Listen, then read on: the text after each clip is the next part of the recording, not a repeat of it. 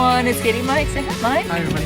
It's been a while since we've been in the car, but this is Driving Home the Movie, and this is for the Jungle Book, specifically the Jungle Book of 2016 that just came out. Yay! Yay! Yay! So,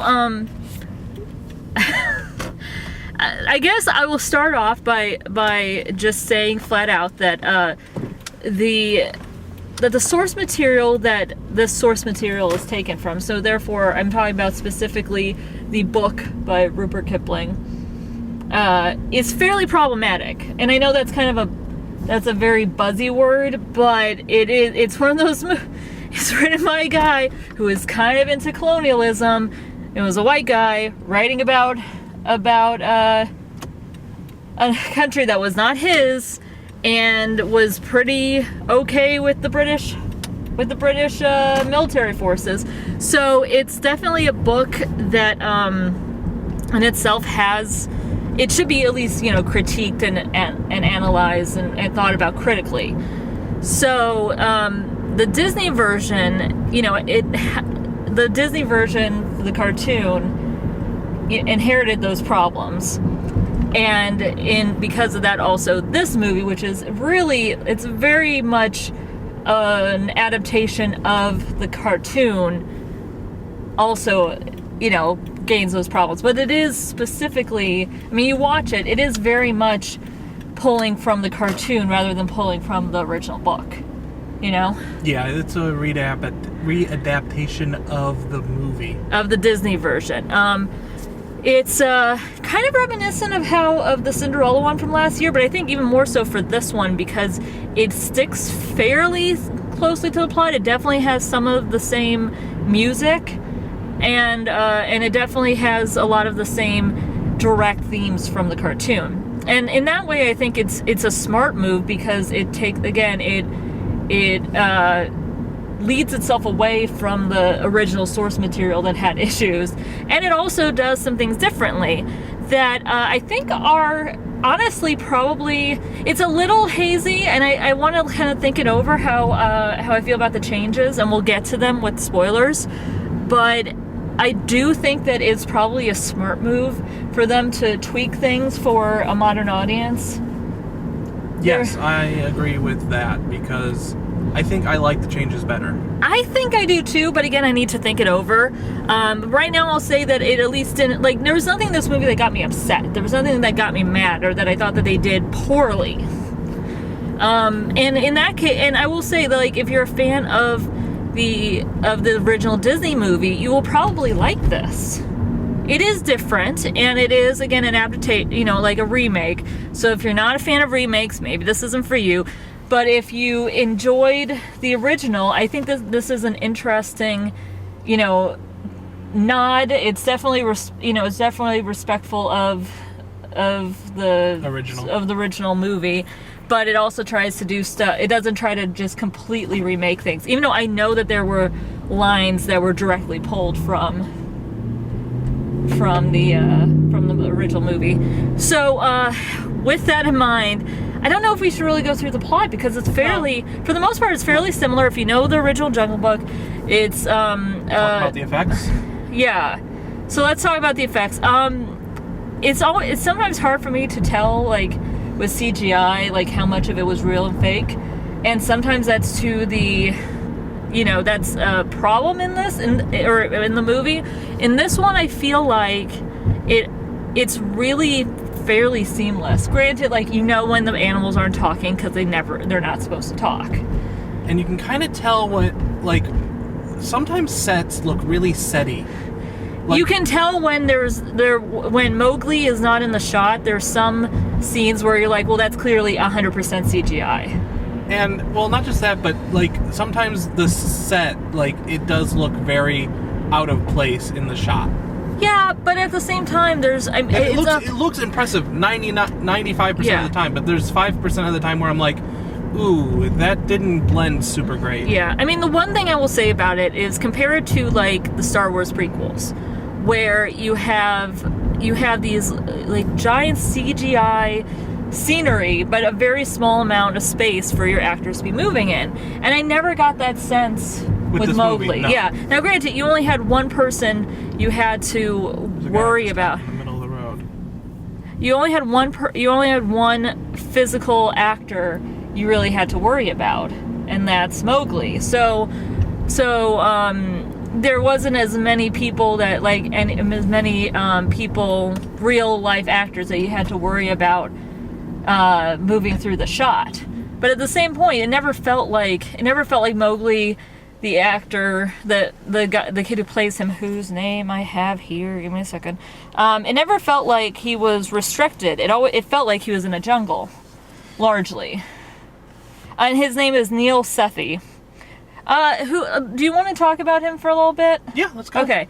But I will say, as far as the animals go, the animals were really super impressive. Really with most of the impressive. animation. Yeah. There's some times where Baloo just walks out of the river and then in 3 seconds later, and it's the same scene, he's completely dry.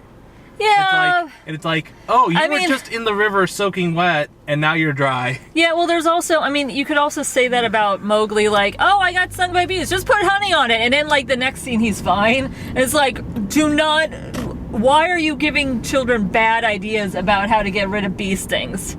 Don't do that. But mostly, yeah, But still, that was still the next scene, whereas when, Baloo gets out of the river to meet it might have been windy. It might have winded his. It's fine. Don't worry.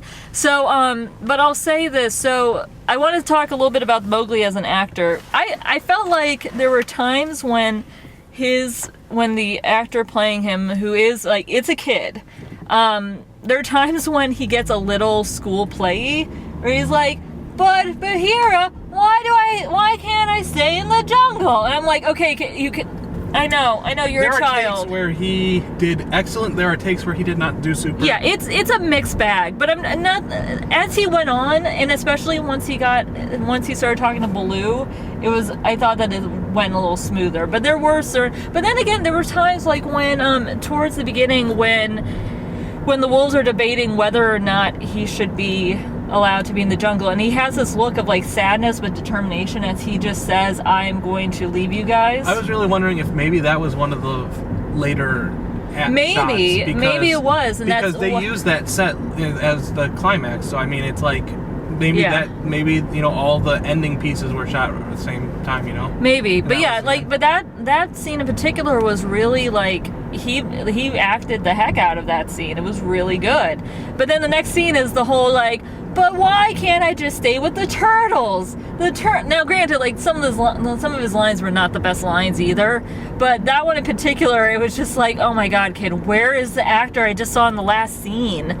So, but no, for the most part, considering how much he has to hold up in the movie, because he's in almost, he's not in every scene, but he is the main character, and he has to be interacting with all these puppets that aren't on screen. I don't know I would be interested to see if the actors were there to run lines with him. I don't know if the actors were, but I do know that there were puppets. Okay. There were puppets. They were CG. I remember the snake. Yeah, I did too. Where it's you can find this GIF somewhere of. So, considering Puppet how much snake. he had to do, again, if you're going back to the prequels, think about the kid who played Anakin. This kid in the Jungle Book is way better. So, hats off to him for mostly pulling it off. There are just a few things. Everyone else I thought was really either you got character actors who really nailed the sense of the character from the original cartoon. So Idris Elba played Shere Khan, once again being in a Disney movie with anthropomorphic animals. He was fabulous. He was great, but it is funny that we're we just saw you in Zootopia. How many more Disney movies where you're playing a talking animal are you gonna be in? But he was amazing. Oh my God. Yeah, no, he totally nailed it. He was so good. On top of that is Ben Kingsley played Bagheera, and he was also it's just spot on for that character. Both of them really nailed the sense of the character from the original movie. Also, I want to give a shout out to someone who got a way bigger role than her character did in the original, which is Lupita Nyong'o, who is basically The wolf den mother. she's the wolf den mother, and in the original movie, she basically in the first act gets like says her goodbyes and that's it. And this she is basically she's basically Simba's mom from The Lion King, as far as like a woman who has to deal with some crap and is really worried about her son, like those two things. So it does, and I will say, like, yeah, there is some stuff in this movie that feels very where they deviated from the original Jungle Book, but they do add in a little bit of Lion King and some in the plot points of it, but we'll get into that with spoilers. Besides that, and then Giancarlo Espinotto, I believe, plays the leader of the pack. You know who he was? In Community, he played Pierce's half-brother. Oh. That guy. And he's also been in like 1,000 other things, but that's the one that Mike in particular would know him from. Also, if you watch Breaking Bad, he was on Breaking Bad. And then besides that, I'm trying to see who else. Oh, well, and of course, we should not forget that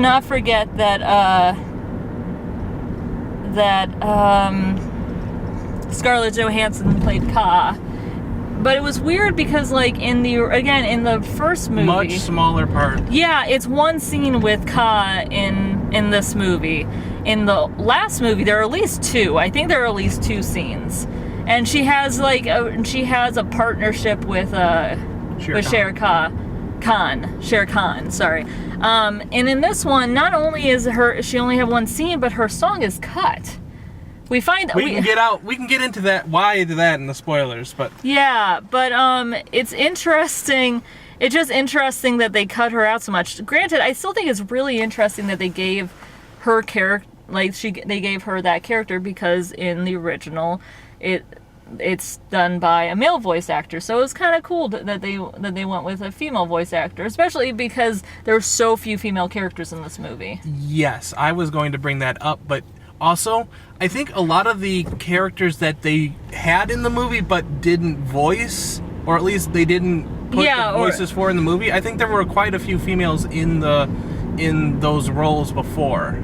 Yeah, I can't remember, because, like, alright, so should we just say that the vultures are barely, like, the vultures are not even voiced. They're not voiced. In fact, they basically are a cameo. Yeah, they show up a couple times, but they don't. Not even a couple times. They show up like once, and not even towards the end. They show up like in a big, in a shot, like where you can see their face and everything a few times, like once. But they show up like circling above the sky like about 3 times.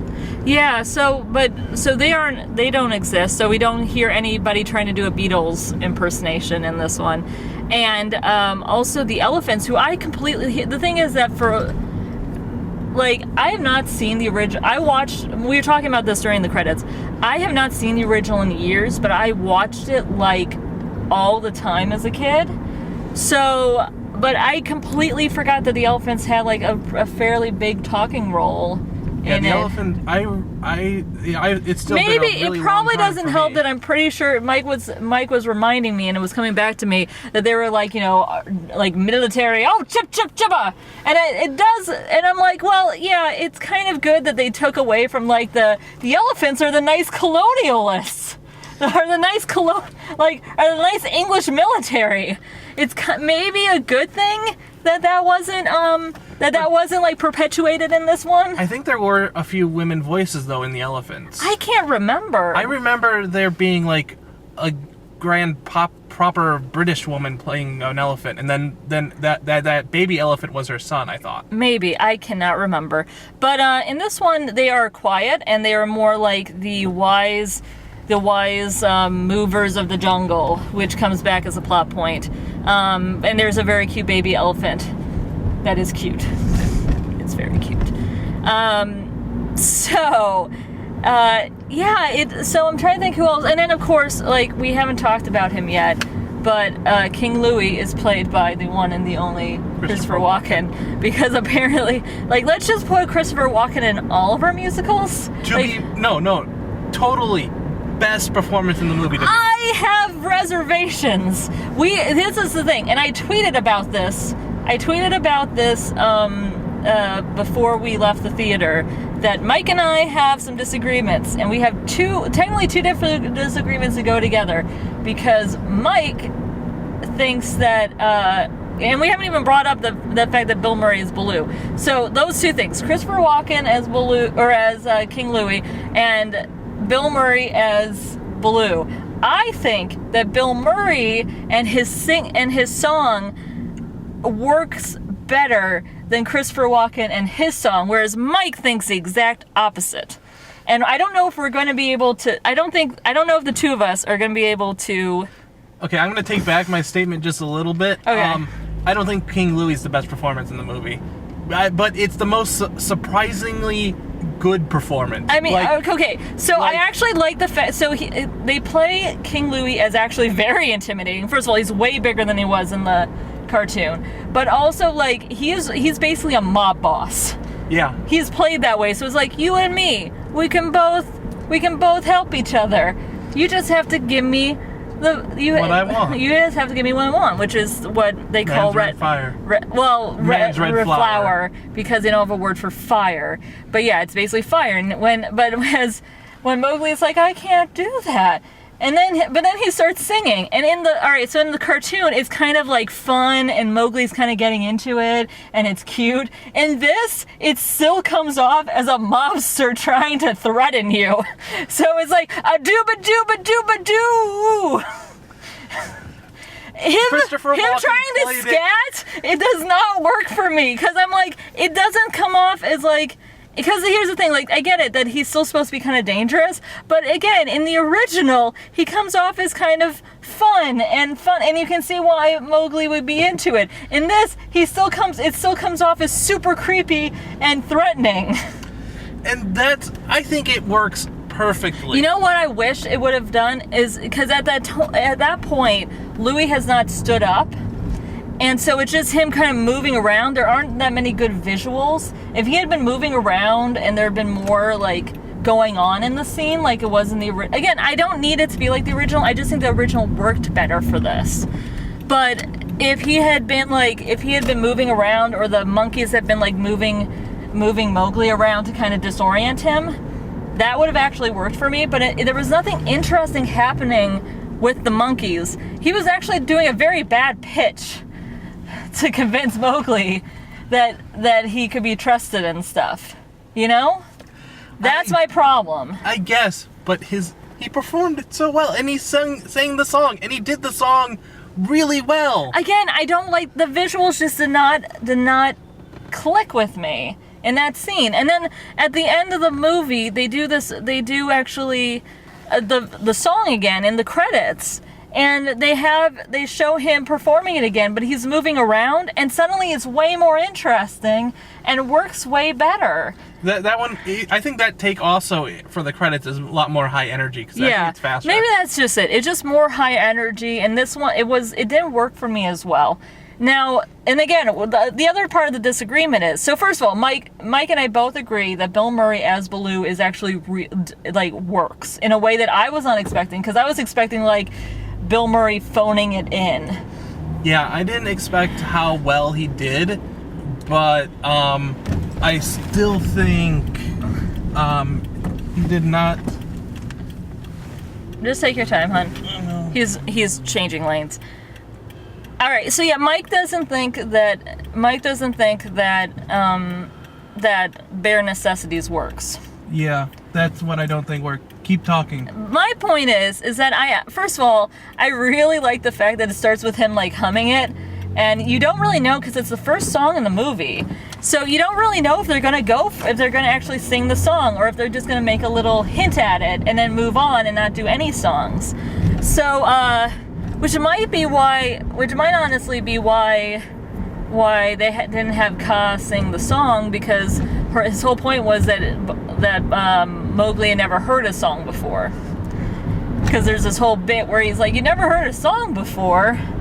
Well, didn't the wolves have songs? And he like does this wolf chant. This wolf like the code of the wolf, and Baloo just looks at him and goes, "Kid, that's not a song." That's propaganda. What's propaganda? And then it goes to another scene. It feels very like Bill Murray in the scene, in the whole thing really works. In a way that, again, I wasn't expecting, but it felt like he wasn't phoning it in, and I feel like that's really the mark of whether or not you're going to get a good Bill Murray performance, because Lord knows he's phoned it in before. So yeah, Mike did not like when they finally sang Bare Necessities, whereas I thought it worked better than Man's Red Flower. Or, well, that's not what the song is. It's Be Like You. Yeah. Yeah. So for me, and part of it is because the kid is really engaged in the song. But your problem with it is that you didn't think Bill Murray sang very well. Bill Murray did not sing very well. And I get it. He didn't sing very well, but at the same point, Baloo doesn't have to sing very well. In my opinion. I think Bare Necessities that's your big song, and I don't think it worked. This is, I think, something that we're not going to agree on. Probably not. Yeah. So, besides that, I'm trying to think if there's anything else that I want to talk about besides that, you know? You want to just go to spoilers? I think I do. You Let's ready? Go to spoilers. All right, spoilers.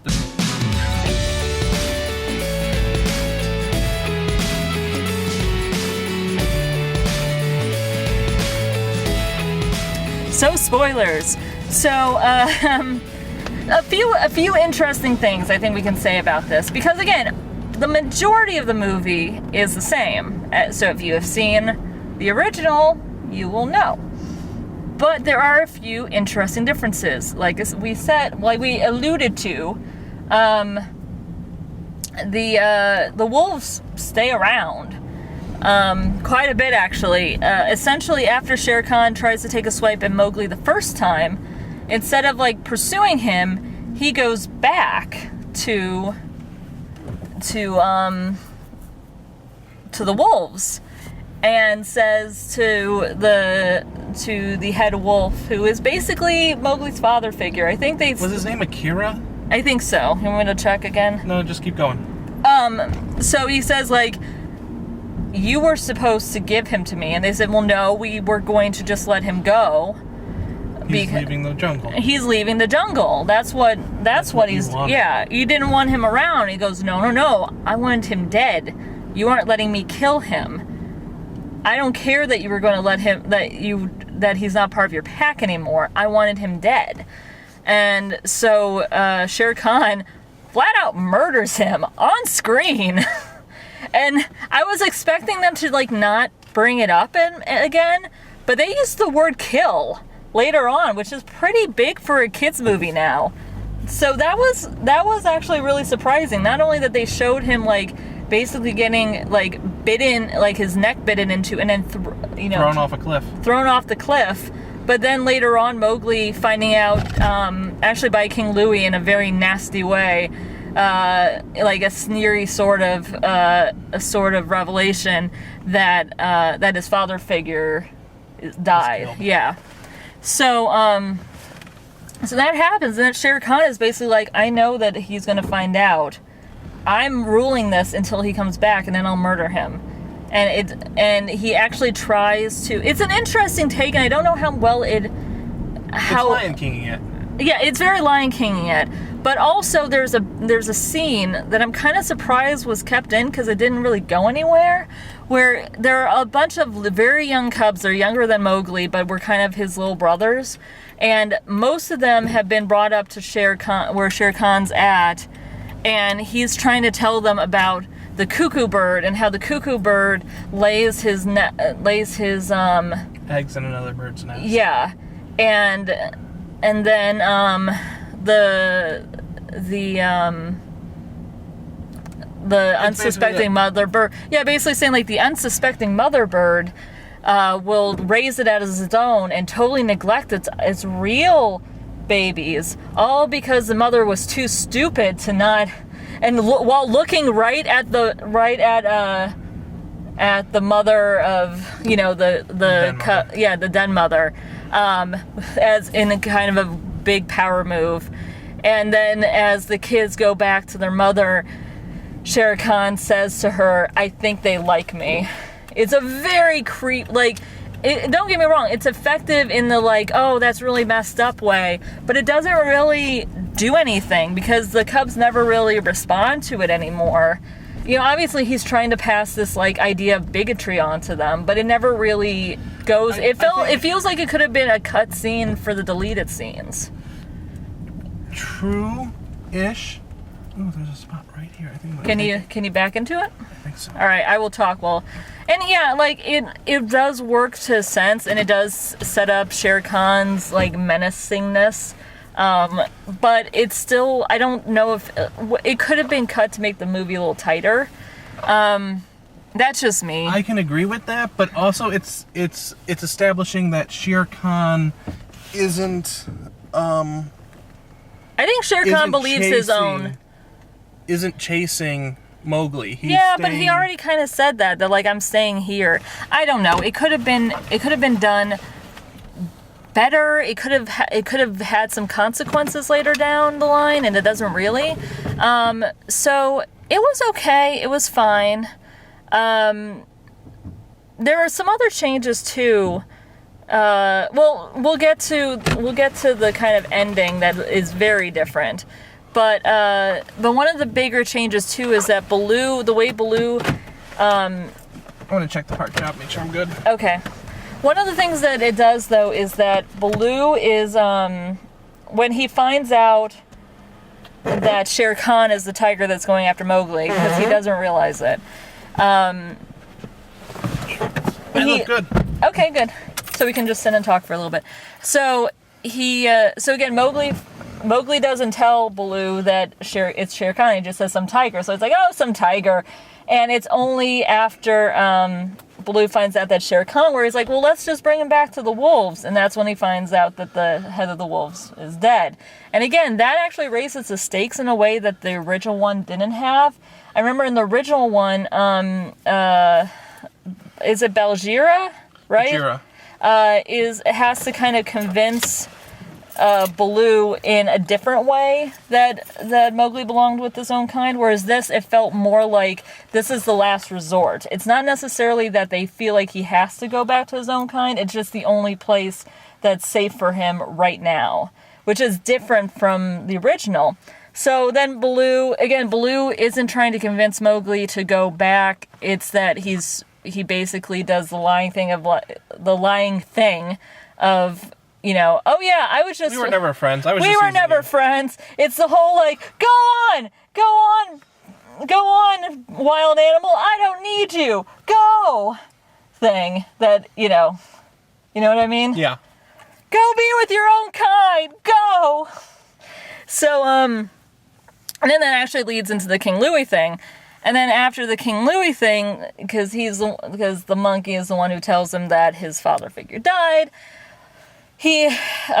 Mowgli makes him an offer he can't refuse. Yeah, but Mowgli runs away, goes to the man village that they found earlier in the movie, but they just decided not to. Actually, that was one of the better things, was Baloo going, hey, why don't you come with me and we'll both work as a team, and when you're not having fun anymore, you can always go back. I just like the idea of him being you have a choice, but I think we work pretty well together, so let's work together.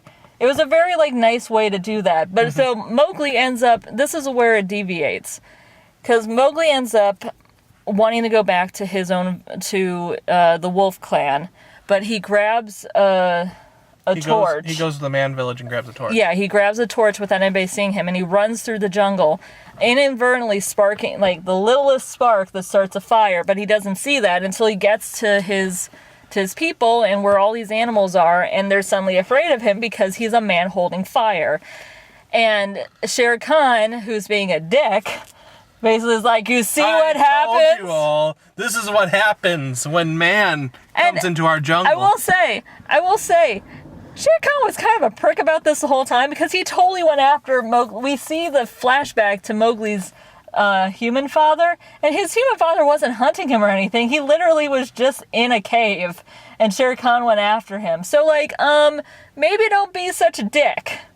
But they basically point that out early on because the den mother for the wolves is like, you hunt for sport and you're a jerk. You shouldn't be such a jerk. You can't say that you're all about the law of the land when you hunt for more than just sport, or you hunt for sport instead of hunting for food, because you're a jerk. So, so anyway, so he ends up, Mowgli, because he is a child, and this is how children think, go, yeah, I am fine. You think I'm a man? I'm not a man. He throws the fire in the water, and he says, like, I'm not a man, I'm going to fight you like a wolf. And Shere Khan's like, that was really stupid, I'm going to eat you now. But it's interesting because this is the difference between this and the cartoon. Because in the cartoon, he totally fights him with fire, because the whole idea is of him growing up to be a man, and that's what he does. And then he goes to the village. This is a totally different message, is that, oh, I'm not going to fight you. But he's not really fighting like a man either, because again, a man would have used fire. So he uses his wits and his smarts as Mowgli, and traps Bagheera Shere Khan in a tree. Yeah, and then safely gets away using his own skills.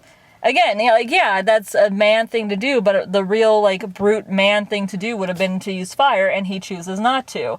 So the ending of the movie is Mowgli staying with his pack, not really being one of them, but hanging out with Baloo and Bagheera. And not going to the man village. He stays away.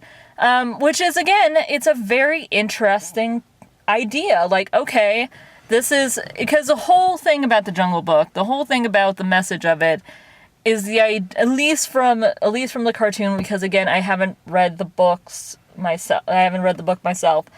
But the whole idea that, like, oh, this is just the way of the world, and men have, like, people should be with their own kind.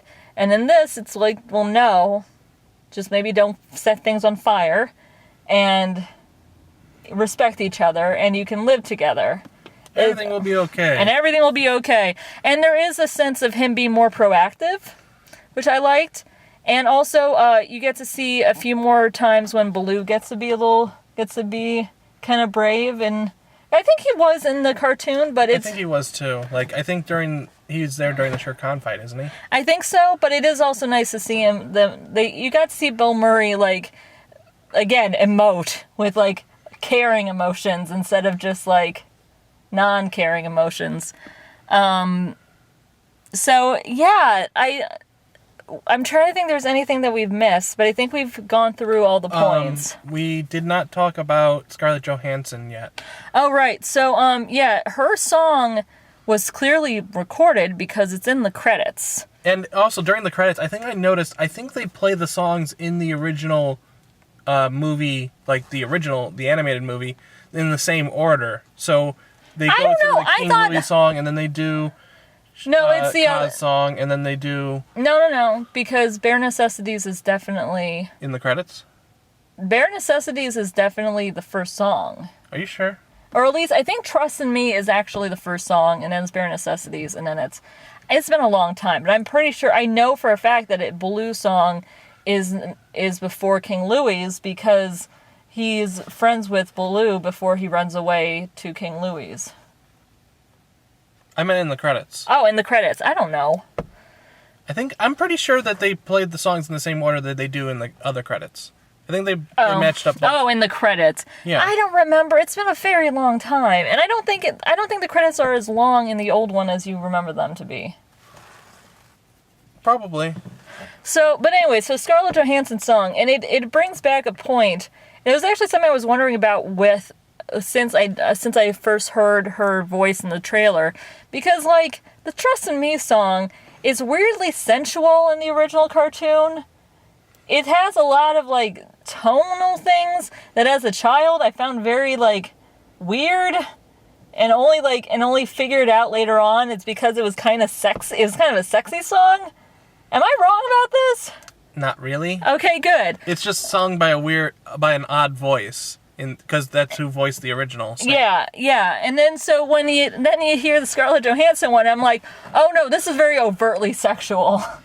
Like, it's very sensual, at least overtly sensual, and yeah. So it sounds like a Bond song. It does, and it's not helped by the visuals of that part of the credits, because it's kind of like weaving in through like color cutout things.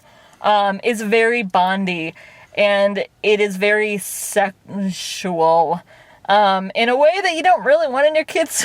So I'm thinking that's why they cut it, especially because it's a little boy being sung something by a female voice. And then like being lured into, like, there's a lot there that it's already kind of, I mean, just her voice acting in it is already kind of borderline, like, I don't know, like, it's almost borderline, like, this feels very creepy, and it's way worse in the song, so I kind of get why they cut it.